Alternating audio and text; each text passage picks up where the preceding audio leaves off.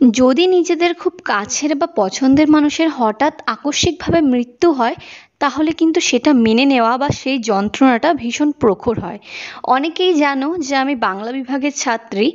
আর আমি যখন স্কুল জীবনে পড়াশোনা করতাম, আমার এক খুব প্রিয় কাছের বাংলা শিক্ষক, যার কাছে আমার 2 বছর 11 আর 12 ভীষণ সুন্দর রকমভাবে কেটেছে, আর যার পড়ানোর ধরন আর যার শিক্ষা সত্যি আমাকে মুগ্ধ করেছিল, সেই শিক্ষক কিছুদিন আগে হঠাৎ বাইক অ্যাক্সিডেন্টে মারা যায়।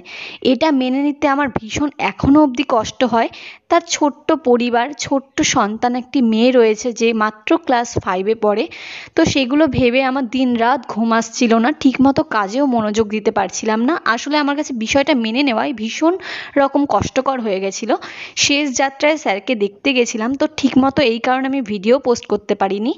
তো সবাই তার আত্মার শান্তি কামনা করবেন, যেন সে ভালো থাকে যেখানেই থাকে।